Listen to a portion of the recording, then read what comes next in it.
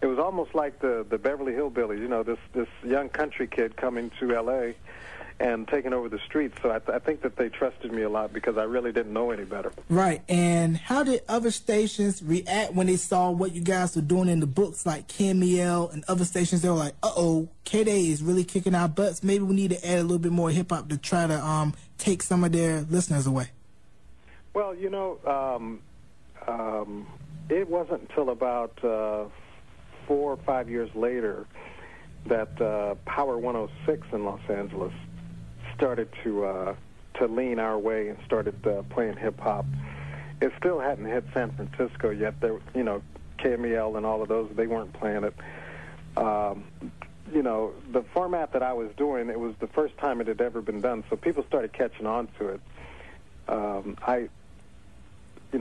I know that on the East Coast, the first station to copy me out there was out of Philadelphia, and I think they were called Power as well, Power 99, WUSL. But that format just started to spread, and everywhere that the format aired, it went straight to #1. Mm-hmm. And how did you manage to, you know, break NWA? Because a lot of radio station programmers, they were scared to play NWA because their music was a reflection of what went on in the streets, and they were scared of it. Mainstream media was. Yeah, and you're right. And I know that the first night that Dre introduced me to Easy, and we went out to Easy's car and listened, hey, I got this song I want you to hear. Me and Easy were in the studio, and so I go sit in there, and it's Boys in the Hood. And I says, well, you know, it's got something. It's happening, but those lyrics, I can't play them. If you go change the lyrics, because I didn't have them go and do a beep or turn a word backward. I had them totally change the lyrics. Everybody knew that if you were going to get played at KDAY, you didn't just bleep a song. You went in and actually changed the lyrics.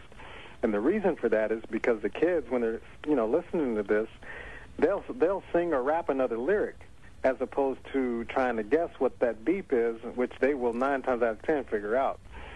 So anyway, within 24 hours, Dre and Easy brought me a totally different lyric of Boys in the Hood, you know, a different version with new lyrics, and we put it on the air, and 24 hours after that, it was the most requested record. Mm-hmm. Now, I also believe you had something to do with Bobby Jimmy and the Critters, like in terms of playing them, and Bobby Jimmy was, I believe, radio show syndicated host Russ Parr. Yep, that would be correct, but I didn't expose Bobby Jimmy or Russ Parr. He was actually a DJ at KDAY. Mm-hmm. And so that was just part of his shtick on his show, that he would do parodies of songs, and he had no idea that it would blow up like he did, and he used to tour a lot after that. Mm-hmm. He was sort of the hip-hop Weird Al Yankovic.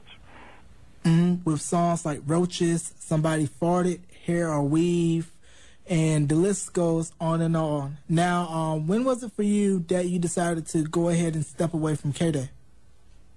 Well, KDAY, you know, by it being an AM, when all the FMs caught on and started playing hip-hop, KDAY saw, you know, their revenues go down because all of a sudden, you know, if you can hear the same music on FM, what are you going to listen to? And so they put the station up for sale, and it wasn't because KDAY was losing money, but it wasn't making as much as it used to.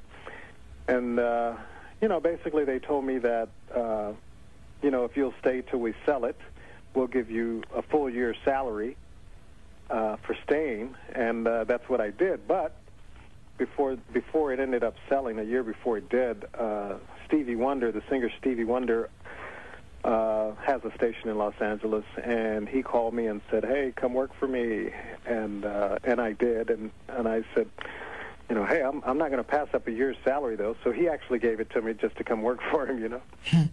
That's definitely a good thing, and the radio station I believe you're referring to is KJLH, which he calls Kindness, Joy, Love, and Happiness.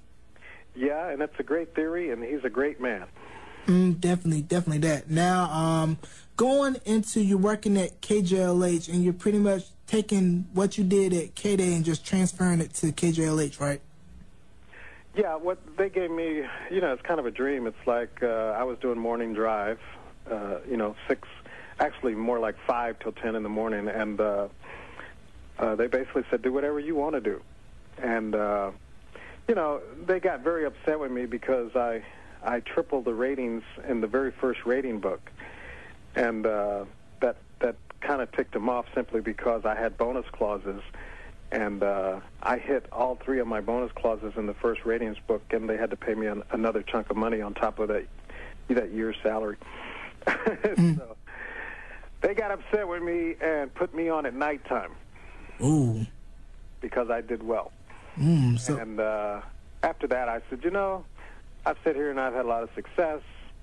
I'm going to get into ownership, and that's what I've been doing ever since.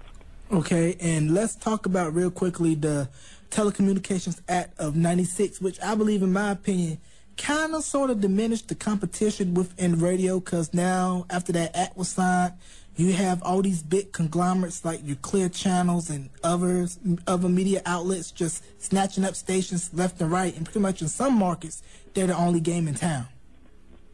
Yeah, I think that that was probably one of the... now, I look at that from 2 sides.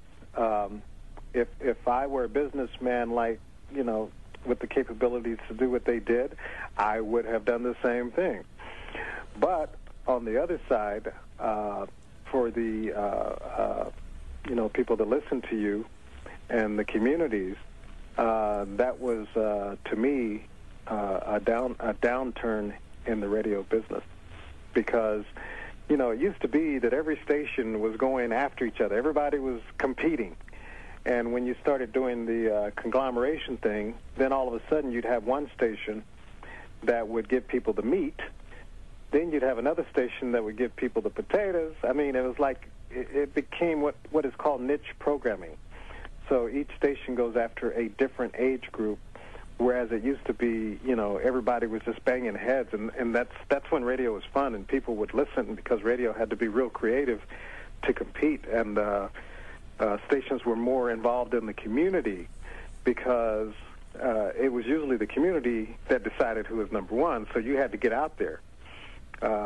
And I don't know about you guys. I'm sure that you're out in the community, but people that are listening certainly can relate to when was the last time you saw a radio station in the community, like really doing, big positive things.